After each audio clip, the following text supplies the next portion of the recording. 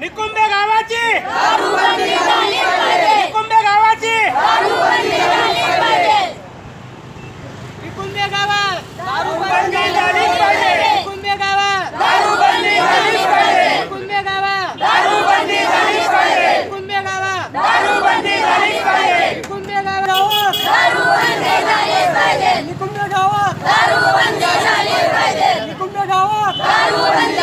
पाहिजे। निकुंबे गावात दारूबंदी झालीच पाहिजे। निकुंबे गावात दारूबंदी झालीच पाहिजे। निकुंबे गावात दारूबंदी झालीच पाहिजे। निकुंबे गावात दारूबंदी झालीच पाहिजे। निकुंबे गावात दारूबंदी।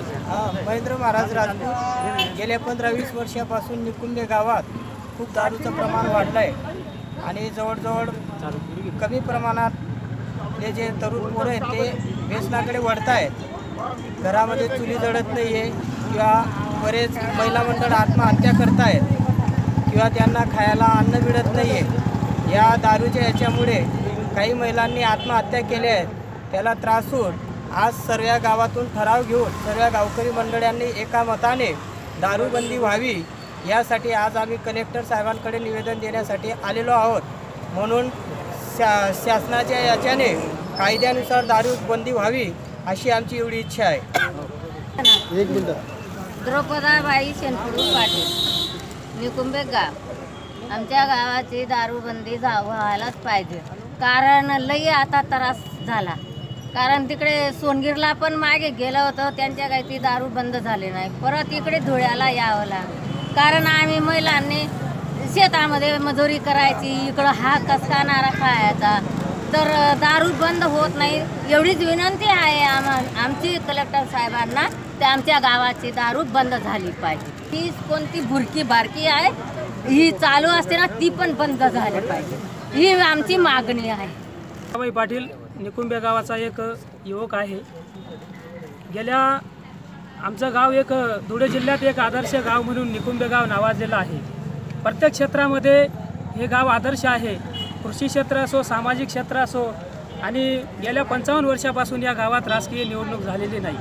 आणि धार्मिक विकासाचा विचार केला तर धार्मिकतेच्या बाबतीतही हे गाव खूप पुढारलेलं आहे। परंतु गेल्या 8-10 दिवसापासून या गावामध्ये तरुणांचा आणि विशेष करून कुटुंब प्रमुख हे जे काही दारूच्या आहारी आरोग्य आणि व्यसन ही जी काही नावाची गोष्ट आहे ही खूप वाईट असते। आणि या निकुंबे गावाचा आदर्श फक्त या व्यसनामुळे कुठंतरी डाग लागतो आहे असं आम्हाला गावकऱ्यांना जाणवलं। आणि म्हणून गावकऱ्यांनी महिलांनी विशेष करून